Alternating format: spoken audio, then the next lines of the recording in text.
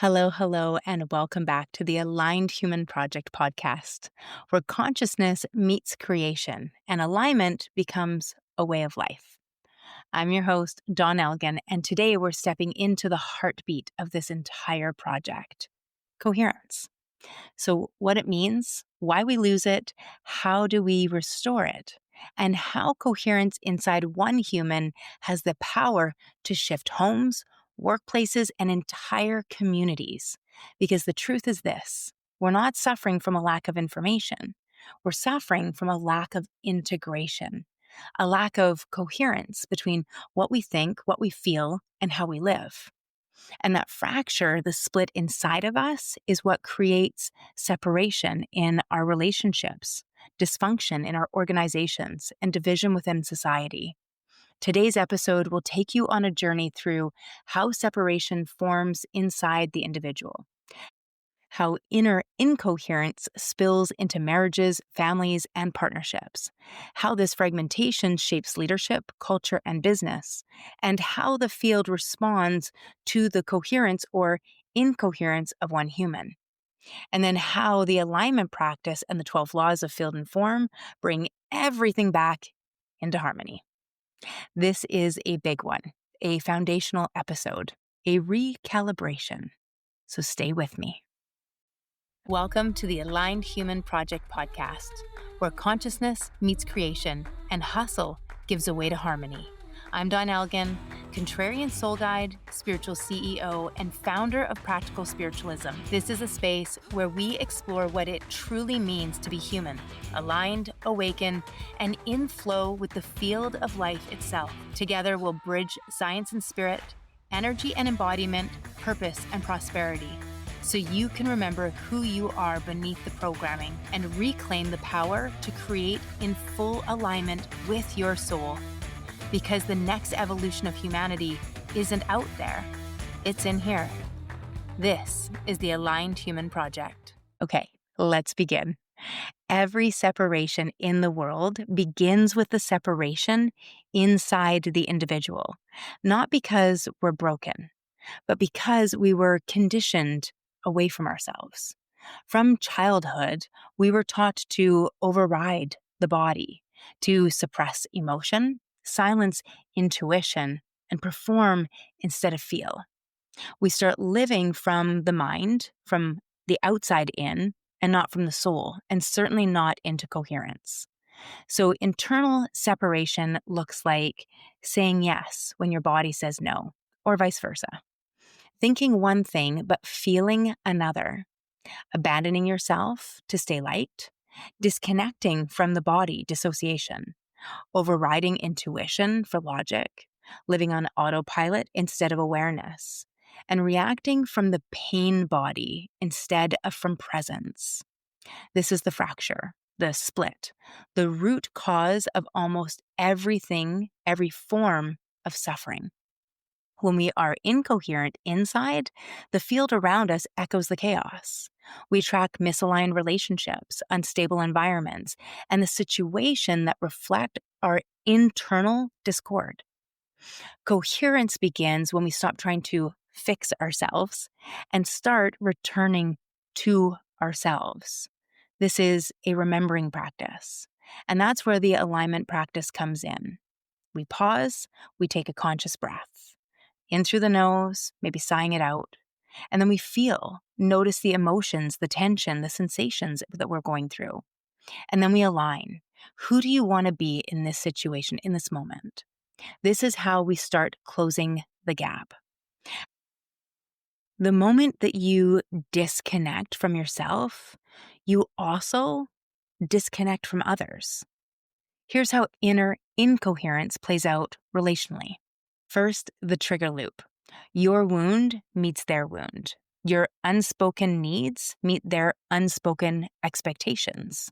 And the argument has nothing to do with the surface issue. We call this pain-body relationships. Second is projection. You see in them what you refuse to acknowledge in yourself. The third is resentment. Resentment equals boundaries not spoken or honored, expectations you haven't explored, and beliefs you haven't questioned. Are they even yours? And then fourth is emotional outsourcing. You give someone else the job of regulating you. And when you do that, you give them your power. And fifth is energetic collapse or aggression, fight, flight, fawn, freeze, instead of presence, truth, and connection.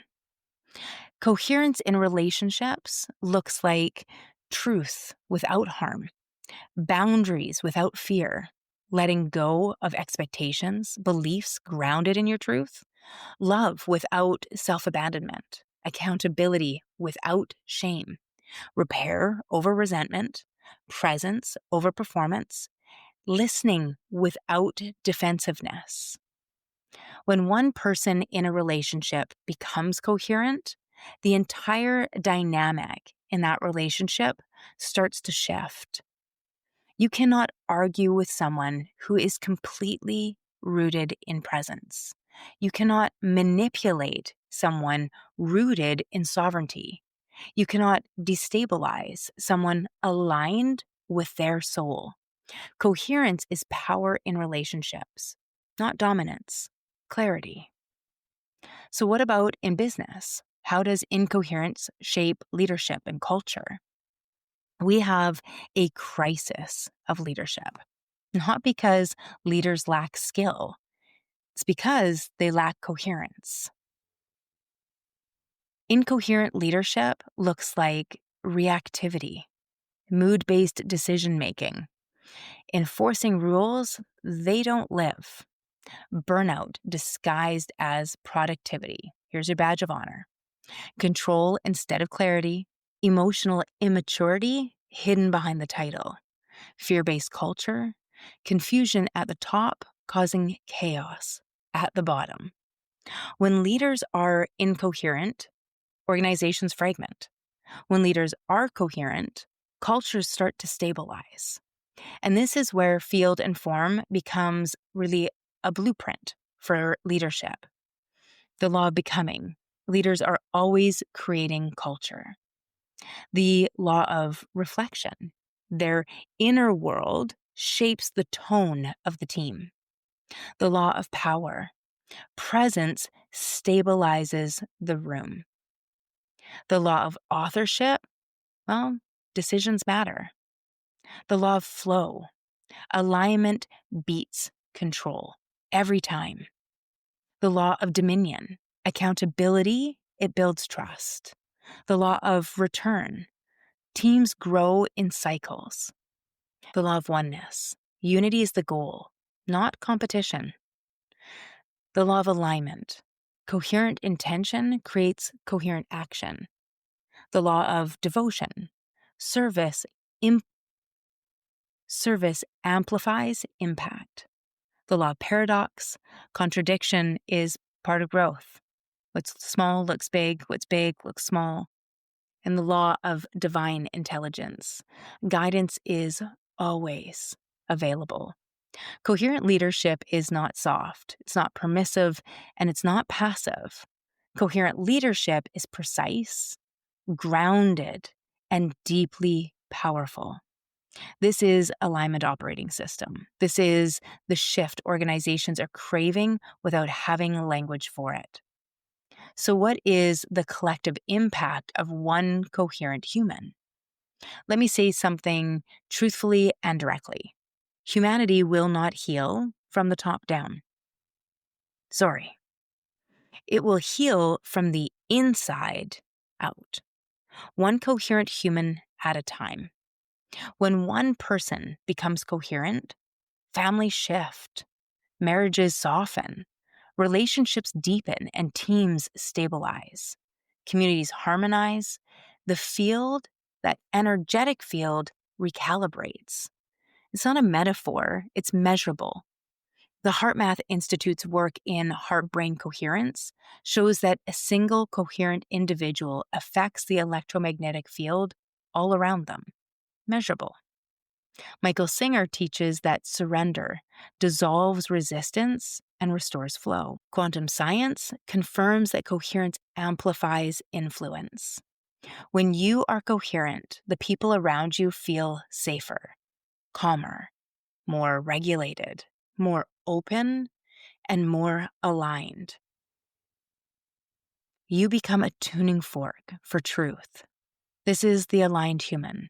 This is the human who becomes a catalyst, not by force, but by frequency. Let's take a moment to pause, feel, and align while we take a super short break for a word from our sponsor. I want to tell you about something I am so excited about. It's called Align Your Life, and it's my new year-long immersion where we journey through the 12 laws of co-creation, just one each month, in life, business, and in healing. You'll get 45 minutes of deep teaching and then live coaching love seats where you can bring what's real for you right now forward. We kick off on December 7th, and right now you can join for the founder's rate of $9.97.